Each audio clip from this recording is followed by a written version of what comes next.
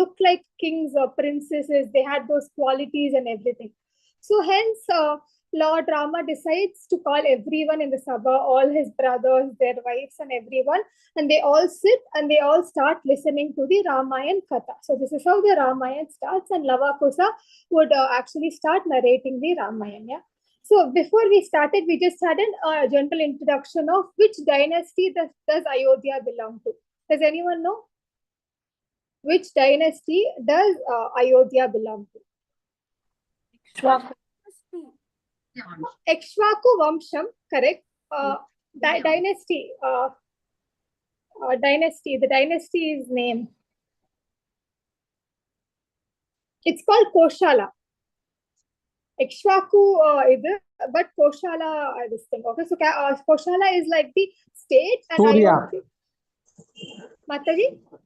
Surya dynasty. Yeah, Surya dynasty, yeah, which is the Ikshvaku lineage, yeah. So Surya dynasty, Koshala this thing, and Ayodhya is the capital of Koshala. Okay, so this is how the story starts. And does anyone know who is the father of Dashrath Maharaj?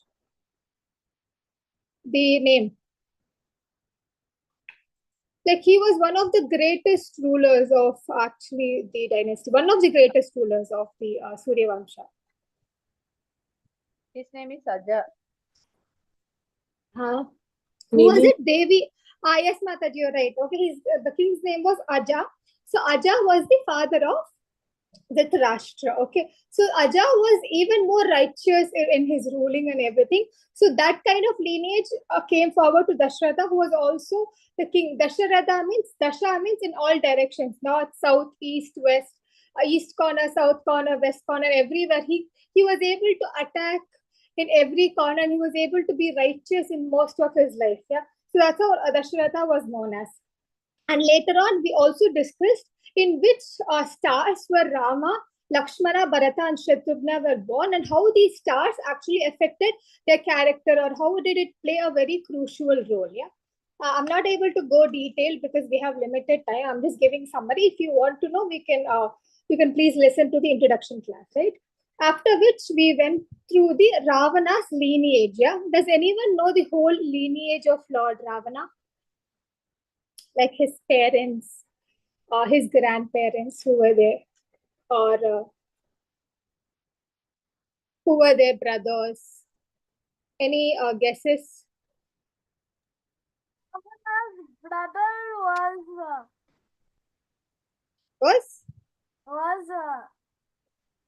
the wealthiest man. Correct. And his name was? Who? Correct, you're there almost.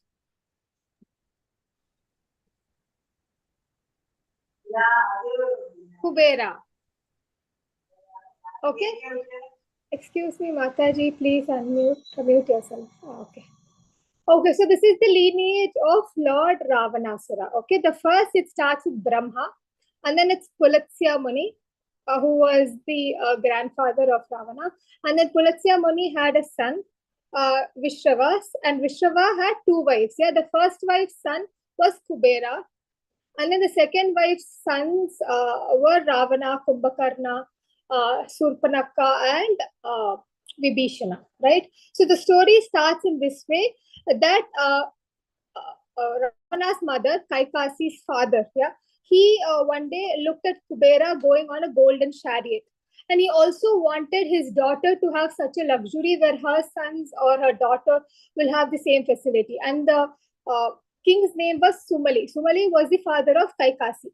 So what happened? This demon king, he was very envious of the position of Kubera. So from there the story starts, and he asks Kaikashi, the daughter, to go and to seduce Vishwaras. Okay, so what happens once she does? She asks that she wants to bear the sons with the Muni. And the whole plan starts because the demons at that point only, they would have been defeated by Lord Vishnu. So when they were defeated, they all left Lanka and they went to the underworld. So now to reclaim the Lanka, so like this king, this demon king starts plotting this, that they want to reclaim Lanka. So to do this, they wanted to have demons who are very powerful. So by approaching a Brahmin, they could have a power of a Brahmin and a demon together. So in this intention, Sumali wanted his daughter Kaikasi to marry the Rishi. So what happens after when the marriage agreement comes, the Muni has a rule. I mean, a small condition. What he says is that if you're going to have the sons, most of the sons are going to be wicked and they're going to have very terrible demon nature. But one of them, the last one, will be a righteous son. So by hearing this, Kaikasi first ignores his thing because she is very anxious to have sons with him. So like that, she has 3 sons and 1 daughter who are Ravana, Kumbhakarna, Surpanakha, and Vibhishana. And Vibhishana was the youngest son and was also the righteous son. Yeah. So till here, everyone is clear, or was it too fast? If I'm too fast, please let me know. I will slow down the pace. Is it okay? Hare Krishna, Mataji. Okay. Hare Krishna. All okay, Matajis? Yes, Mataji. Okay, Mataji. Yes, So, Mataji. yeah.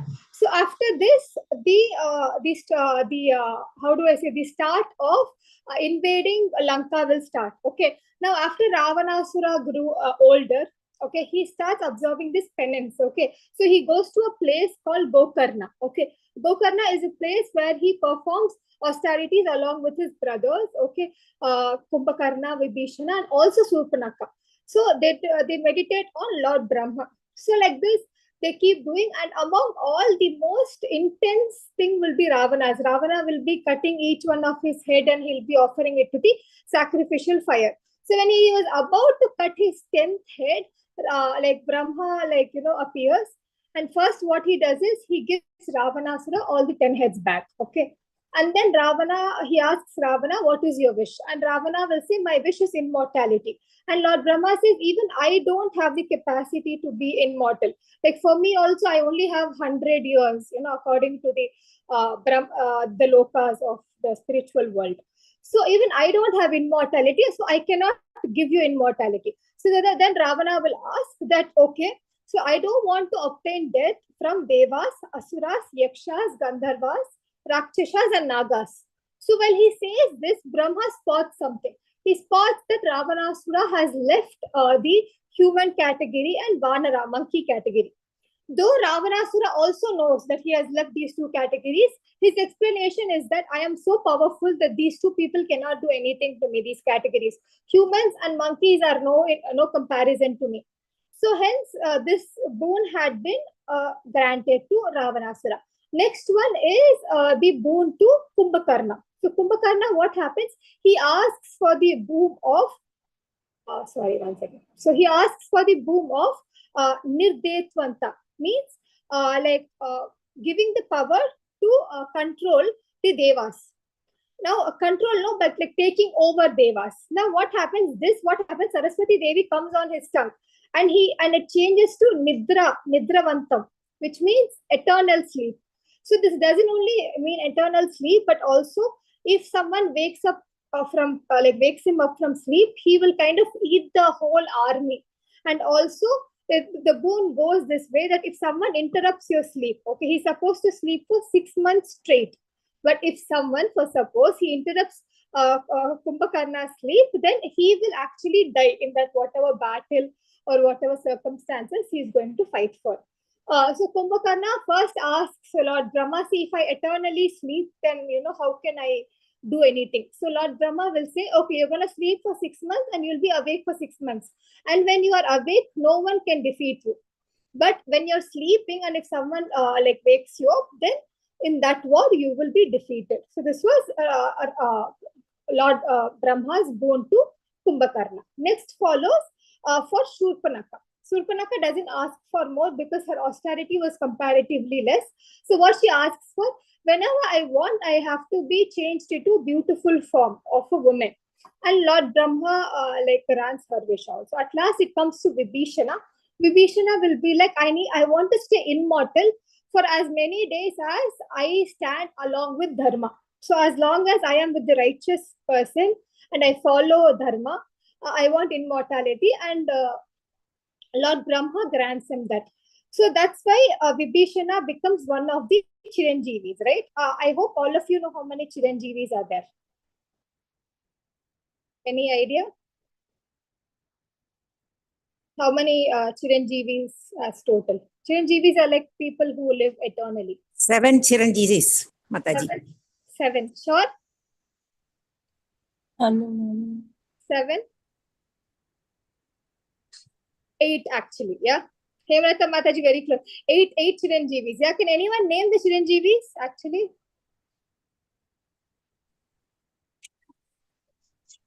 Ashwatthama, Okay, Mahabali, okay. Vyasadev, Vyasadev, okay. We have Hanumanji, yeah, Hanumanji, Hanuman, yeah, Vibhishan, Vibhishan, yeah. We have Parasurama, Parashurama, we have Ashwatthama, Kripacharya, and Markandeya. Totally 8, yeah. So it is Vyasa, Hanuman, Vibhishana, Mahabali, Kripacharya, Parashurama, Markandeya, and Ashwatthama. So they are the 8 Chiranjeevis, yeah. So they all are there to guide who? In the future, they are here to guide Kalki, yeah. So each one of them will teach Kalki a particular form of like art. For example, Hanuman will teach the art of devotion. Vyasa will teach knowledge. Parasurama will teach how weapons should be utilized. So like this, everyone has a particular duty and they actually follow this. Yeah. So we'll go on to the next, if everyone is clear. Because till now we discussed the story of Ravana, because only from here the Ramayana story starts, right? So from here, we know that why was Rama, wanted, like, why was the avatara of Ram supposed to be taken? So now what happens? Now Ravanasura and everyone gets these bow and they start performing all kinds of, very devilish things. And slowly Ravana also emerges a battle with Kubera and he takes over Lanka. Okay. So after all this happens, the Devas, the demigods, everyone go and they complain to Lord Brahma. And Lord Brahma, while they were having this discussion with the other gods, the other demigods, Lord Vishnu will appear. Okay, he will appear and he will say that all of the solution for these problems are going to come fast. Yeah. So I will be born as a son of Dasharath Maharaj. So I want all of you to also support this and make sure the process speeds up. So by saying this, Lord Vishnu goes back to his adobe and the story starts from over here. So Lavakusa start narrating from how Ayodhya looks. Like, how does Ayodhya look? Like, everyone has this kind of an imagination, but how does Ayodhya look according to the scriptures? So Lavakusa start narrating that the Koshala dynasty is near Sarayu River, okay? And Ayodhya is the capital, and this was built by, does anyone know Ayodhya was built by who? Ayodhya was built by? It was built by a Manu. Can anyone tell me what is the name of the Manu?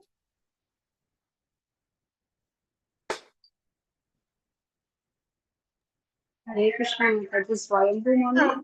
Yes, Mataji, correct. Yeah. Vaivasvata Manu. Yeah. Vaivasvata Manu was the one who built the Ayodhya kingdom. And Lavakusa starts saying that the roads of the Ayodhya were scented. Like elephants always used to spray water with scented fragrances, and all the denizens and all the demigods used to take their aeroplanes and fly through Ayodhya to one point that Amravati was way lesser in comparison to Ayodhya. Amravati is basically the capital of Indra, where he stayed, yeah. And also there was musical instruments always heard. We only know that lotus comes maybe in 2 or 3 colors, right? Maybe white, pink, something like that. But in Ayodhya, roses also came in red, blue, and golden colors. So Ayodhya was that beautiful. And there were so many gardens, and the structure of Ayodhya was so beautiful. So they described, and all of this credit goes to the kings who carried this. So in this way, the king Dasharatha comes to the main picture. Okay, so who was King Dasharatha? So we already saw that he was the son of Aja. And Dasharatha was actually a Rajashri. Does anyone know what Rajashri is? Like, what does the position of Rajashri mean? Last class we discussed. Whoever has watched recordings. Rajashri. That's three types of rishis, yeah. First one is Raja Rishi, Deva Rishi, and Brahma Rishi. So Lord Dasharatha, he comes under Rajashri. Rajashri is basically a king who has the knowledge of a sage and who also behaves like a sage and as a king at the same time. So he rules the kingdom like a sage, but like a king, but he has the values of a sage. So like similarly, next is Deva Rishi. Deva Rishi are the people who are like messengers of God. They take the message and they tell it to people, and they're a medium between the humans and the god, the demigods. For example, Narada Muni. So Brahma Rishi is the one who has all knowledge, and he's the highest of all rishis. Yeah, but they also know the platform of Brahman, but they never go there. So these kind of people, they are not attached to body, and they can also travel to any planet according to their desire. And the best example for this is Sukadev Goswami. We also have Vasishta Muni, and also from Vasishta Muni and Vishwamitra. So these three are some of the examples of this. Yeah. So moving forward, Dasharatha Maharaj was very unhappy with his daily routine, and everyone used to ask what is the reason. And he said that though I'm such a righteous king, a person who follows dharma, I don't have son, so that is I don't have an heir to continue this lineage. So he requests his chief minister. Does anyone know who's the chief minister of Dasharath Maharaj? Sumanta. Yeah, Sumantra. Yeah, Sumantra was the chief minister of Dasharath Maharaj. So he asked Sumantra to go and call the family priest. So when the family priests come, okay, headed by Vashishta Muni and Vamadev, not Vamanadev, it's called Vamadev. Yeah. So they come and they suggest Dasharatha Maharaj, let first tell us what is your problem. So Dasharatha Maharaj says that I don't have a son to continue my lineage. So I'm not happy. I'm not able to sleep properly. My heart is filled with unhappiness. So please suggest a path which I can take. What kind of sacrifice I can perform. So Brahmanas, everyone suggests him to do a horse sacrifice.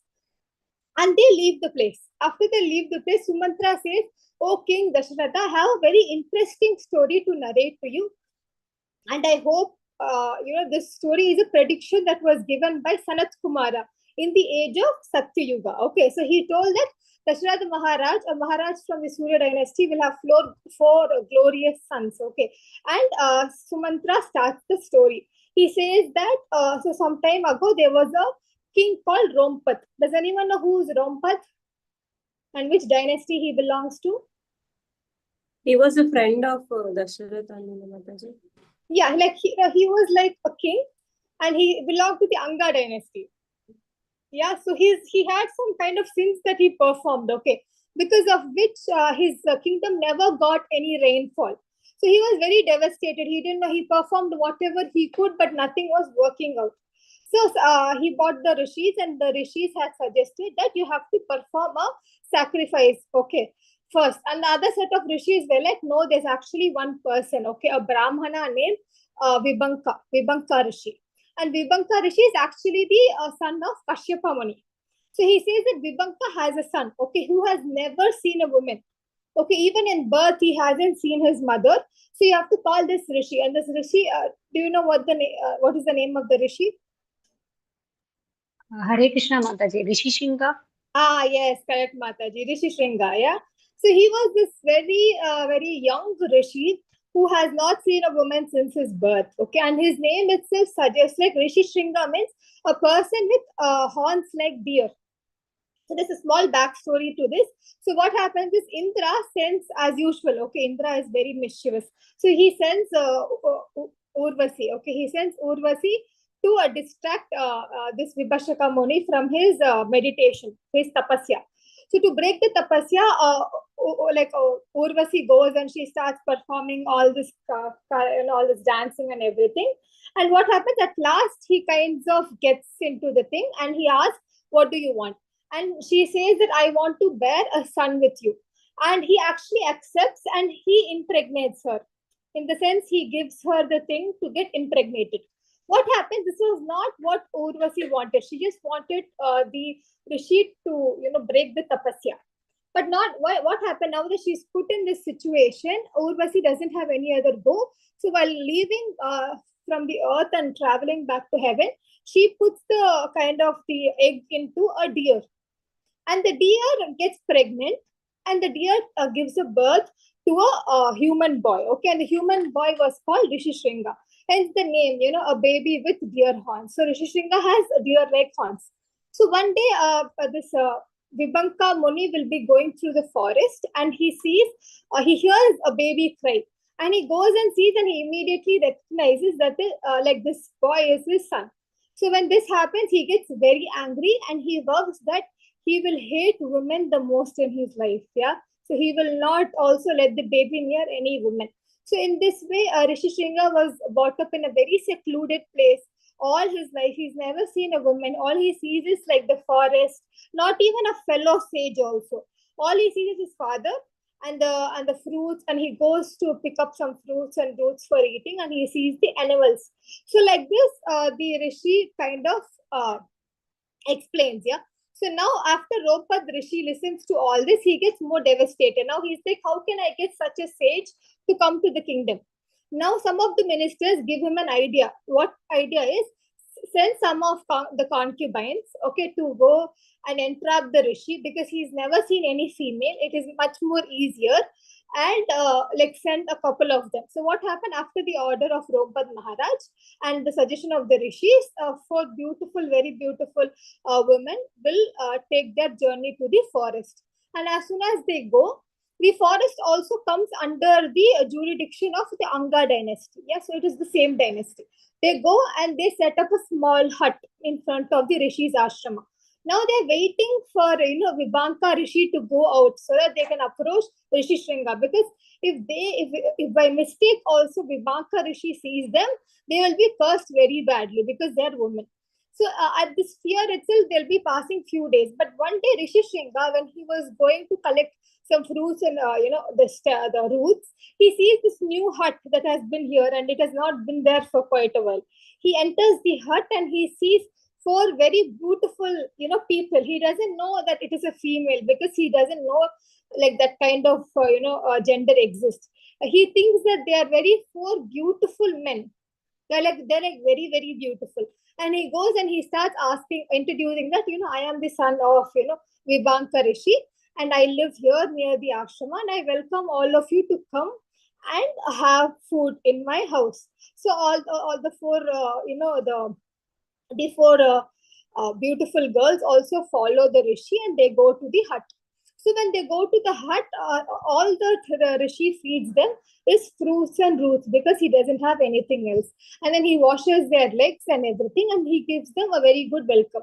But the four girls are very, very scared. They want to leave the ashramam as soon as possible, because the sun is setting and they know that the Rishi will come back home. So at this point, they will actually give Rishi Shringa a return gift of some sweets that they've got from the kingdom. As soon as the Rishi has the sweets, he never tasted anything like that. It was the most sweetest thing he has tasted, and he also thinks that is a kind of fruit that they got from somewhere far. Okay, and that's what the four beautiful girls also say. And they say that tomorrow you have to come and visit our house. Okay, we will actually give you a lot more of the sweets. So next day, he's gone to sleep the night. Okay, he doesn't tell anything to his father. He goes, sleeps, and he can't sleep at all, and he doesn't even do his tapasya for the day. Okay, all he thinks about is the four beautiful girls, and when will he go and see them again? So these are the constant thoughts that have been coming into the head of Rishi Shringi. Next day morning, he couldn't stop this urge, this lust. The seed of lust has already grown inside him. Okay, it's very sad, but now his tapasya has also broken. So now as soon as the sun rises and his father leaves, he goes to the hermitage of these girls. And then the girls tell him that we'll give you more sweets and more such delicacies. So come with us. You just have to cross this river, and our house is over there. We have only come here for temporary purpose. So the Rishi Shringa, he'll also agree, because he's very much tempted to the girls. So what he does is he gets on the boat and he crosses the river and he goes into the kingdom of Rompad Maharaj, the capital. As soon as Rishi Shringa steps into the kingdom, the rain starts pouring and pouring. It's like after so many years, the rain had been so heavy. Seeing this sign, Rompat Maharaj got very happy. And when Rishi Shringa was coming, he does all the maryadas that are supposed to be done for a Rishi, and he welcomes the Rishi, and he asks Rishi to take Santa. Okay, Santa was the daughter of Rompat Maharaj. Okay, so here another story also starts. Does anyone know who Santa is originally? She was the Dasharatha Maharaj. Correct. Yeah, Rajashri Mataji and Divya Mataji both are right. She was the daughter of Dashrath Maharaj. Okay, so what happened was Dashratha Maharaj was very upset that he couldn't have sons, that he only had one daughter from, do you know who?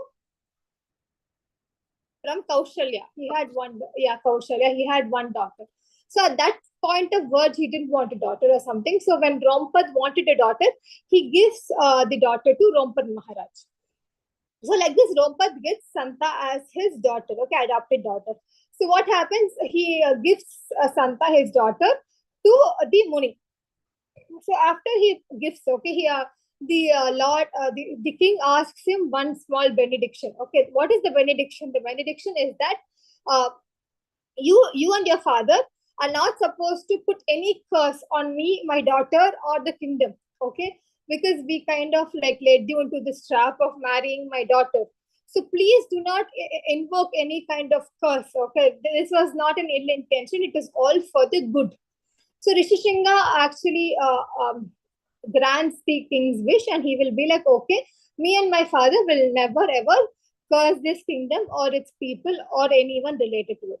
So this way, both Rishi Shringa and Sanata get married. Okay. So from here, Sumantra narrates the story saying, so actually, Sanata is your daughter. Yeah. And Rishi Shringa is actually your own son-in-law. So what you can do is you can ask Rishi Shringa to perform this horse sacrifice, because it will be double the benediction. Yeah, because he's a very powerful and young sage. So him doing it will be even better. Okay, so in this way, what happens? Dashratha Maharaj starts traveling to the kingdom of Rompad Maharaj. So when they're traveling over there, Dashratha Maharaj gets all this kind of nice feelings, like, that the prophecy is going to come true. Sanat Kumara had actually predicted this in Sakti Yuga itself, and now it's coming true. And slowly he reaches the kingdom of Rompat.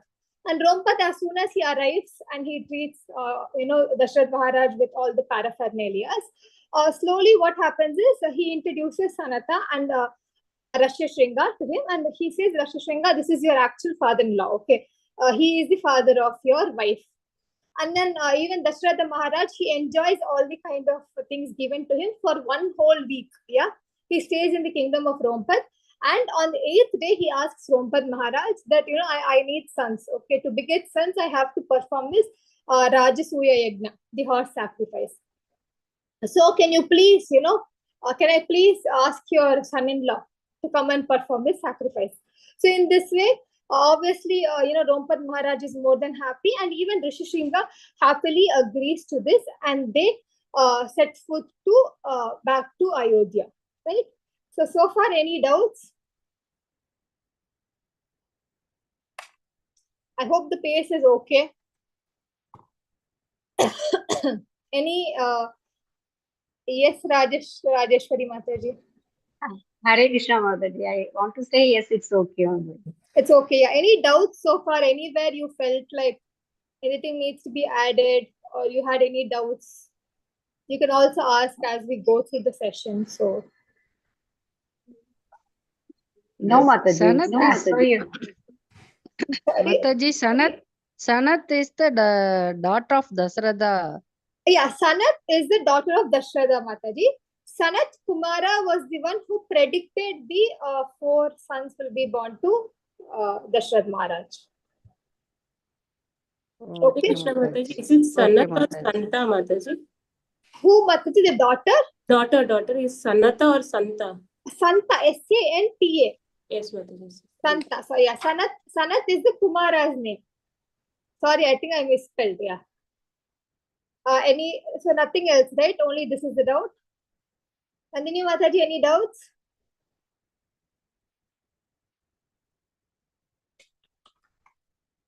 Clear, Mataji. No, okay, Mother. So I'll go forward with the story, okay? So now what happens? Rishi Shringa then approaches Dasharatha Maharaj and he says that, see, for 4 sons to be born, not only the Rajasuya Yajna, but also Putra Kameshti Yajna is also required, okay? But before doing Putra Kameshti Yajna, we have to make sure that this Rajasuya Yajna goes well, okay? I think all of you know what Rajasuya Yajna is, right? So where a horse is tied with the worth of the kingdom, and it is left to roam all over the world, all over the earth, basically Bharatakanda during that time. So whenever, if anyone stops the horse, it means they want to battle. If anyone who leaves the horse and pays obeisances, which means they also accept the ruling of Dasharatha Maharaj. Okay, so like this, it takes one whole year for the horse to go around the whole Bharatakanda and come back. So once it comes back, the principal queen is supposed to do a particular ritual, okay, and then offer the sacrifice to the fire, followed by the rishis, and everyone will also continue the thing. And this way, the horse sacrifice is done. So after this comes the sacrifice of the Putra Kameshti Yajna. So as led by this, even Rishi Shringa takes care of this. And then he says that, so after, as the horse sacrifice was successful, now we will start conducting the Putra Kameshti Yajna. So when the Yajna is happening, the discussion over above is going on. This is when the Devatas were discussing that, we all have to take a part. Okay, so both incidents will start colliding. After that, what happens? Yagya Purusha means a person from the sacrifice emerges up, okay? And he is just like a Vishnu Duta, yeah? He's holding a conch shell, a cup, a lotus flower, and everything on his hand. And then he appears there with a golden pot, yeah? I think I've just got a small image as a reference, okay, how it looks.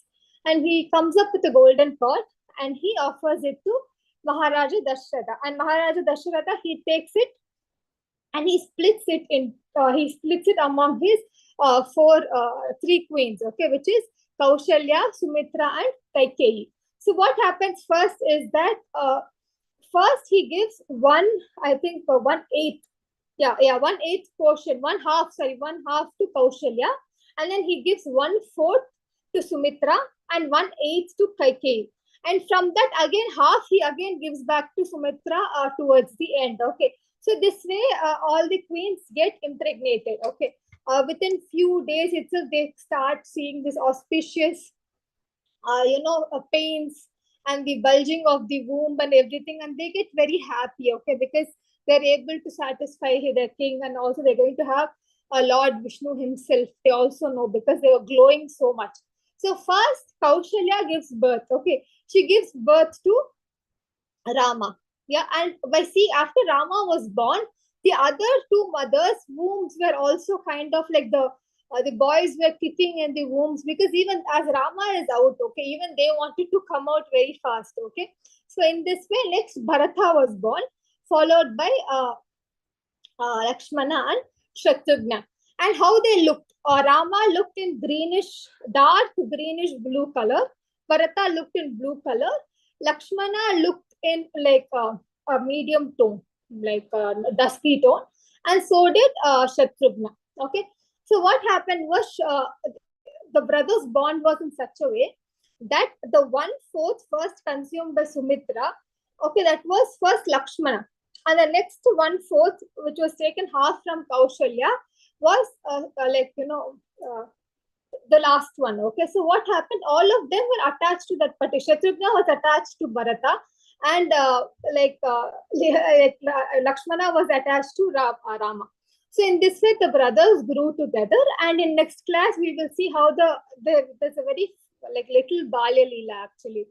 But we will discuss some of the activities that they had done, how they go to Gurukul, and then from there how Vishwamitra Muni takes them to the forest and teaches them all the skills they require and all this. Yeah. So clear for this session? Hare Krishna Mataji. Yes, Mataji. Yeah. I just don't. Yes, Prashant. Lord Rama always holds a bow and arrow in his hand.